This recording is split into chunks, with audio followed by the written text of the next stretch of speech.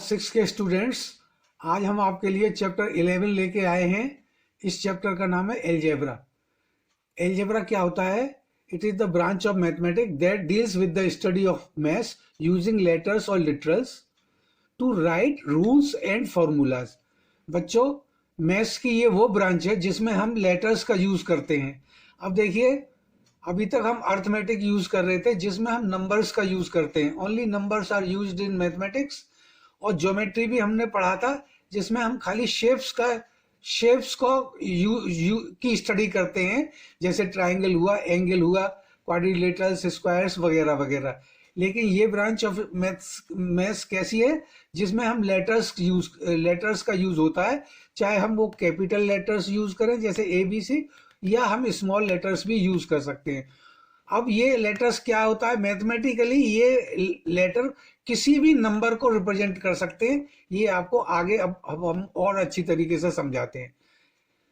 अब देखिए, एक नई चीज आपको देखने को मिलेगी। यह मैच स्टिक एक पैटर्न बनाते हैं। माचिस की तीलियों से हमने मान लीजिए एक लेटर एल बनाया, एल अल्फाबेट इंग्लिश का हमने मैच स्टिक से बनाने की कोशिश की। तो हमने क्या हुआ कि 2 मैच स्टिक हमने लगा दी, तो वो एल की शेप शो कर रही है। अब मैंने दो और एल बनाने, अगर मैं दूसरा एल और बनाता हूं तो मुझे 2 मैच स्टिक की और जरूरत पड़ेगी। यानी अगर मैं 2 एल अलग अलग बना देता हूं तो मुझे 4 मैच स्टिक की जरूरत पड़ेगी। अब देखिए, इसमें अगर मैं एक कंडीशन और ये डाल दूं कि इस मैच स्टिक के एक ऐसा पैटर्न बना दूं जो एडजॉइनिंग हो। एडजॉइनिंग का मतलब एक एल दूसरे एल से अटैच करता हुआ शो कर रही हो। मैं तो ऐसा पैटर्न अगर मैं मैच स्टिक से बनाता हूं तो देखिए, यहां मैंने 2 एल एडजॉइन कर दिए। अब देखिए, यहां देखते हैं, एक फिगर बनाने के लिए हमें 2 मैच स्टिक की जरूरत थी। 2 फिगर, अगर 2 मैं एल की फिगर मैच स्टिक से बनाऊं तो मुझे 4 मैच स्टिक की जरूरत पड़ेगी। अगर मैं 3 एल की फिगर बनाऊं तो मुझे 6 मैच स्टिक की जरूरत पड़ेगी। यानी कि इंडिपेंडेंट बनाऊं या एडजॉइनिंग करके बनाऊं, मुझे 4 मैच स्टिक की जरूरत ही पड़ेगी। अब देखिए, अब मैथमेटिकली हम समझते हैं, एक फिगर बनाने के लिए मुझे 2 मैच स्टिक की जरूरत है, तो n फिगर बनाने के लिए मुझे 2n मैच स्टिक की जरूरत पड़ेगी। ये यूनिटरी मेथड से बहुत सिंपल तरीके से निकाल सकते हैं। कैसे? एक लेटर बनाने के लिए मुझे 2, for 1 L I require 2 match stick. तो for n L, n means any number of L alphabet, I will require 2n। n का मतलब यहाँ कोई भी नंबर हो सकता है। मान लीजिए मुझे 4 L बनाने हैं, तो n इक्वल टू 4। मुझे मैच स्टिक की कितनी जरूरत पड़ेगी? 4 2 जा 8। मुझे 8 मैच स्टिक की जरूरत पड़ेगी। यानी कि मैं 4 के लिए 8, 1 के लिए 2, और अगर मैं n कोई भी नंबर ले लूं, n इज एनी नंबर, तो उसके लिए मुझे 2n मैच स्टिक की जरूरत पड़ेगी। अब ये जो एग्जांपल दिया है, इसमें हमें देखिए एलजेब्रा क्या यहाँ कहता है। एलजेब्रा कहता है for n number of letters you require 2n match sticks. Simple कि आपके पास, अब यहाँ n कोई भी नंबर ले लीजिए आप, वो अर्थमेटिकली सही हो जाएगा। और ये लैंग्वेज जो है वो एलजेब्रा शो कर रहा है कि for n you require 2n match stick. और अर्थमेटिक क्या कहता है? For 100 letters you require 2 into 200 match stick. बच्चों, अब आप समझ गए होंगे। तो ये लैंग्वेज क्या हुई? For n letters I require 2n match stick. ये हमारी एल्जेब्रिक एक्सप्रेशन है या एल्जेब्रिक लैंग्वेज है। और अर्थमेटिक लैंग्वेज नंबर्स में होती है, जैसे अभी बताया था मैंने, 100 के लिए 200 मैच स्टिक चाहिए। तो अब ये एग्जांपल ऐसी थी जिसमें अर्थमेटिकली भी और एल्जेब्रिकली भी नंबर ऑफ मैच स्टिक एक जैसी आती हैं। दोनों से हिसाब लगाएंगे तो एक जैसी आएंगी। 100 के लिए 200 और n के लिए 2n ट्वाइस। तो ये यहाँ, अब देखिए, तब कहीं कहीं एल्जेब्रा जो है वो एल्जेब्रिक एक्सप्रेशन कुछ होते हैं और अर्थमेटिक कुछ और कहता है। उसके लिए हम एग्जाम्पल देखते हैं कि अब हम यहाँ एक यू लेटर बनाते हैं। देखिए यू के लिए मुझे 3 मैच स्टिक की जरूरत पड़ेगी। पहले एक यू बनाने के लिए 3 मैच स्टिक।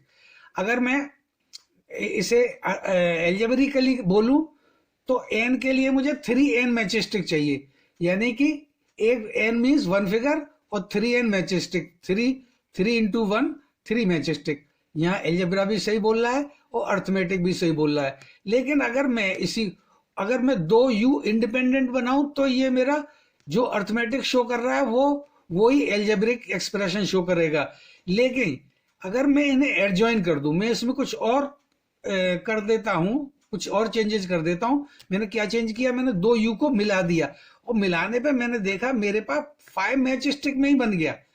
देखिए एक लेटर यू बनाने के लिए मुझे 3 मैच स्टिक की जरूरत चाहिए थी और 2 के लिए मुझे 6 की जरूरत चाहिए थी। लेकिन हुआ क्या, यहाँ 2 के लिए मुझे 5 की ही जरूरत पड़ी। देखिए काउंट करिए, आप 5 मिल जाएगी। अगर इसी तरीके से मैं 4 का बनाना चाहूं तो देखिए यहाँ 2 के लिए मुझे 5 की जरूरत है, तो 4 के लिए 10 की जरूरत पड़ेगी। यहाँ मुझे 10 चाहिए। अगर मैं इस फॉर्मूले को अर्थमेटिकली लेता हूं कि 1 के लिए मुझे 3 और 4 फिगर बनाने के लिए 12, इस अर्थमेटिकली अगर मैं इस पैटर्न को देखूं तो मुझे 12 मैच स्टिक चाहिए और इस पैटर्न को देखूं तो मुझे 10 मैच स्टिक चाहिए। लेकिन होता क्या है कि मुझे 9 मैच स्टिक में मेरा ये पैटर्न बन गया। 4 यू कंबाइन करने के बाद मुझे 9 मैच स्टिक की जरूरत पड़ी। तो देखिए अब यहाँ अर्थमेटिक और एल्जेब्रा कुछ अलग डिफर सा होने लगता है। अब डिफर कैसे है, एल्जेब्रा के हिसाब से मैं इसमें कौन सी लैंग्वेज रखूंगा, तो ये समझने वाली बात है। तो बच्चों ये जब आप प्रैक्टिस करेंगे तब समझ जाएंगे। और देखिए यहाँ हमने एल्जेब्रिक एक्सप्रेशन जो बनाया है इस पैटर्न का, अगर इस तरीके से हम यू इकट्ठे करते चले जाते हैं तो एक एक्सप्रेशन आ जाता है 2n+1। 2n+1 के एक्सप्रेशन से अब देखते हैं, अगर एक यू है, मेरा पहला यू है, तो मैं n की वैल्यू यहाँ 1 रखूंगा। ये 2 इंटू 1 + 1 3, मेरा ये वेरीफाइड हो गया कि पहले यू के लिए मुझे 3 मैच स्टिक चाहिए। अब मैं इसे वेरीफाई करता हूं, 2 मैच स्टिक मतलब 2 you, 2 letters you means n = 2। अब मैच स्टिक कितनी चाहिए मुझे, 2 इंटू 2 + 1, 2 2 या 4 + 1, देखिए 5 आ गई। तो ये 5 मैच स्टिक में मेरा फिगर बनना है। अब देखिए मैं 4 लेता हूं, जैसे ये मैंने 4 का बनाया है, तो 4 का मेरा एल्जेब्रिक एक्सप्रेशन क्या कह रहा है, 2n+1। तो अब देखिए n की वैल्यू में 4 लगाता हूं, 4 2 या 8 + 1, 8 और +1 9 मैच स्टिक में मेरा ये पैटर्न बन जाएगा। तो 4 यू कंबाइन करने पे मुझे कितनी मैच स्टिक की जरूरत पड़ रही है, 9। और अर्थमेटिकली क्या होता, 1 के लिए 3, तो 4 के लिए 12, और इस पैटर्न से देखता तो 2 के लिए 5, तो 4 फिगर के लिए मुझे 10 चाहिए। तो ना 9 या ना 12 में मेरा काम हुआ, ना 10 में काम हुआ, मेरा काम 9 में ही चल गया। तो ये एक लैंग्वेज आई जिसे हम एल्जेब्रिक एक्सप्रेशन कहते हैं, और उसे एल्जेब्रा में हमने किस तरीके से लिख दिया, 2n+1। अब कोई ये कहता है कि मुझे यू लेटर्स कंबाइन करने हैं तो कितनी मैच स्टिक चाहिए, तो मेरे पास एक फॉर्मूला आ जाएगा कि भाई आपको अगर यू कंबाइन करने हैं तो इस पैटर्न को फॉलो करिए, 2n+1। जैसे 5 आपको लेटर्स ज्वाइन करने हैं तो 5 2 या 10, 10 + 1 11, आपको 11 मैच स्टिक की जरूरत पड़ेगी। बच्चों उम्मीद है आप अच्छी तरीके से समझ गए होंगे। अभी ये नहीं समझे होंगे कि कैसे ये एक्सप्रेशन निकाला जाता है। मैं एक रफली आइडिया दे दूंगा, लेकिन वो हर एक चीज के लिए वैलिड नहीं है। आपको इजी करने के लिए आ जाएगा, इजी समझने के लिए आप उसको यूज कर सकते हैं। अच्छा एक और चीज इसमें समझिए, एक यूनिटी मेथड में हम जैसे कहते हैं 1 बुक की कॉस्ट हमारे पास 20 रुपीज है, तो n मतलब कोई भी number of books, n books की कीमत हमारे पास 20n होगी। n मान लीजिए 10 बुक्स है, 10 बुक्स है तो हमारी कॉस्ट कितनी होगी, 20 × 10 200 रुपीज। अब देखिए आगे और हम ये वेरिएबल्स की लैंग्वेज को समझेंगे। हाँ ये मैं बता रहा था कि 2n+1 हमने एक्सप्रेशन कैसे निकाला था रफली। तो रफली बच्चों ऐसे होता है जैसे ये फिगर है u, ये इसमें आपको 3 स्टिक्स चाहिए होती हैं, तो आप यहाँ 2 ले ले, वो एक लेस कर दें उसमें, 2 इंटू एन, 2n बनाइए प्लस 1 लिख दीजिए, 2n प्लस 1 लिख दीजिए। क्यों?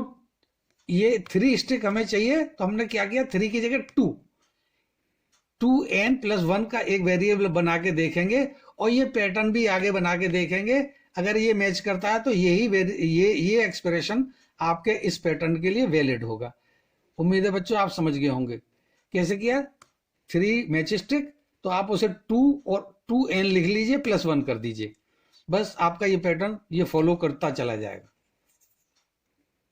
कंबाइंड फिगर्स या एडजॉइनिंग फिगर्स की मैंने जो ट्रिक बताई थी, वो ट्रिक क्या थी कि जैसे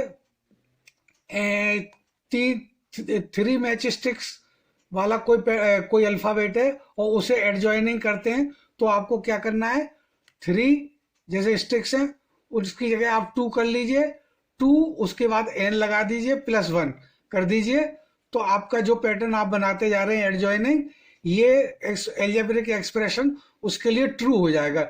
देखिए, और यहाँ हमने समझाया है, एक स्क्वायर लिया है हमने, एक स्क्वायर, और इसको एडजॉइन कर दिया, यहाँ ये तीसरा फिगर एडजॉइन कर दिया, ये चौथा फिगर एडजॉइन कर दिया।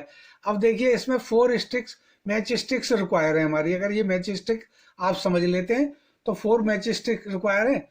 तो हमने क्या किया, इसमें ट्रिक आपको क्या बताई थी कि 4 की जगह आपको 3n करना है, ये 3n कर दिया और प्लस 1 कर देना है, और फिर ये ट्रायल करके देखना है कि क्या ये ट्रू है कि नहीं। मैंने जो ये एक्सप्रेशन एल्जेब्रिक एक्सप्रेशन बनाया है वो इस कॉम्बिनेशन के लिए ट्रू है कि नहीं। देखिए पहला फिगर 3n प्लस 1 वेरीफाई होता है कि नहीं, 3 इंटू 1 प्लस 1 4 स्टिक्स हैं इसमें ऑलरेडी। अब इसमें दूसरा फिगर है, तो ये हमारा एक्सप्रेशन क्या है, 3n प्लस 1, तो इसे देखते हैं वेरीफाई होता है कि नहीं। 3 multiplied by 2 plus 1 is equal to 7। तो देखो बच्चों, इसे काउंट करते हैं इसमें स्टिक्स, 1 2 3 4 5 6 7, ये इसके लिए भी ट्रू हो गया। ऐसे ही 3 वाला देख लेते हैं और 4 वाला देख लेते हैं। चलिए 4 वाला देखते हैं, 4 में कितनी मैच स्टिक आएंगी, 3 इंटू 4 प्लस 1, 3 4 जा 12 प्लस 1 13 मैच स्टिक से ये हमारा एडजॉइनिंग फिगर बन जाएगा। देखिए 13 है कि नहीं, 1 2 3 4 5 6 7 8 9 10 11 12 13। तो क्या हुआ बच्चों, ये हमारा एल्जेब्रिक एक्सप्रेशन इस पैटर्न के लिए, जो आपने इस टाइप का पैटर्न बनाया उसके लिए वेरीफाइड है। अब देखिए, अब ये आप अच्छी तरीके से आप समझ गए होंगे, ये ट्रिक यहाँ काम कर रही है।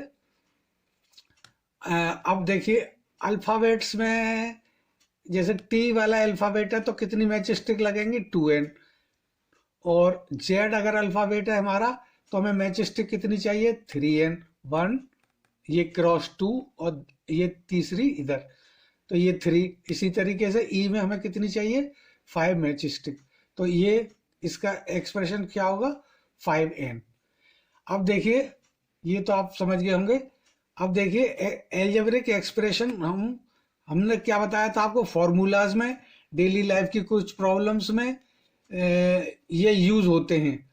तो देखिए कैसे फॉर्मूले में, कैसे ये फॉर्मूला आप बच्चे सारे जानते हैं, पेरीमीटर ऑफ स्क्वायर आप जो करते चले आ रहे हैं अब तक, आप हमेशा फॉर्मूला लगाते हैं, P is equal to 4 into L. Square की पेरीमीटर 4 टाइम्स साइड्स होती है, तो हमने एल्जेब्रिक एक्सप्रेशन में इसे फॉर्मूला भी कहते हैं, एल्जेब्रिक एक्सप्रेशन भी कहते हैं। Perimeter, P for perimeter, L for length of the square, तो P is equal to 4L। ऐसे perimeter of a rectangle P is equal to 2L plus B, ये आप यूज करते चले आ रहे हैं, लेकिन ये एक्चुअली में है क्या, ये एल्जेब्रिक एक्सप्रेशन कहलाते हैं। क्यों? क्योंकि हम इसमें अल्फाबेट्स का यूज कर रहे हैं, लेटर्स का यूज कर रहे हैं। अच्छा, इसी तरीके से डायमीटर ऑफ ए सर्कल देखेंगे आप, तो D is equal to 2 into R, 2 into radius होता है D। तो ये इसका फॉर्मूला भी समझ लीजिए, और ये डायमीटर के एल्जेब्रिक एक्सप्रेशन भी आप समझ सकते हैं। अब देखो बच्चों, आपने कुछ प्रॉपर्टीज सुनी, अर्थमेटिक में कुछ प्रॉपर्टीज देखी होंगी, जैसे कम्यूटेटिव प्रॉपर्टीज। यहाँ हम कुछ कम्यूटेटिव और मल्टीप्लिकेटिव प्रॉपर्टीज वगैरह देखी हैं, तो कुछ प्रॉपर्टीज के बारे में यहाँ हम और बता देते हैं आपको। Commutative of addition of 2 numbers, addition की कम्यूटेटिविटी क्या होती थी कि 4 + 3 अगर हम कोई ऐड कर रहे हैं तो अगर दो नंबर 4 + 3 ऐड कर रहे हैं तो हम उसे ऐसे भी लिख सकते हैं 4 + 3 = 3 + 4। अब इसे एल्जेब्रिक एक्सप्रेशन में इस प्रॉपर्टी को हम कैसे लिखेंगे, a + b = b + a। बच्चों अब बहुत इजी है, आपकी समझ में आ रहा होगा। अब commutativity of multiplication of two numbers या वेरिएबल्स देखते हैं। कम्यूटेटिविटी मल्टीप्लीकेशन में क्या होती है, 4 इंटू, इसे मल्टीप्लीकेटिव प्रॉपर्टी भी कहते हैं कभी कभी, 4 × 3 = 3 × 4। और इसे वेरिएबल में कैसे एक्सप्रेस करेंगे, a × b = b × a। ऐसे डिस्ट्रीब्यूटिविटी प्रॉपर्टी क्या होती है कि 7 मान लीजिए दो नंबर से मल्टीप्लाई कर रहा है 30 + 8 से, तो एक बार ये 30 से मल्टीप्लाई करेगा प्लस एक बार ये 8 से मल्टीप्लाई करेगा 7, तो ये डिस्ट्रीब्यूटिविटी कहलाती है। तो इस प्रॉपर्टी को हम वेरिएबल में कैसे लिखेंगे एल्जेब्रिक एक्सप्रेशन में, a × b + c = a × b + a × c। तो बच्चे ये प्रॉपर्टीज तो आपने क्लास 5th में भी पढ़ी हैं और डिटेल्स में पढ़ी हैं, हमने ज़्यादा नहीं लिखी हैं, बस ये 2-3 समझा दिए। आगे आप खुद समझ सकते हैं, बुक्स में और कंसल्ट कर सकते हैं। अब देखिए बच्चों, इस चैप्टर में एल्जेब्रिक एक्सप्रेशन, ये सारे जो फॉर्मूले वगैरह हैं या अब तक जो भी बताया है, इसे हम एल्जेब्रिक एक्सप्रेशन ही कहते हैं।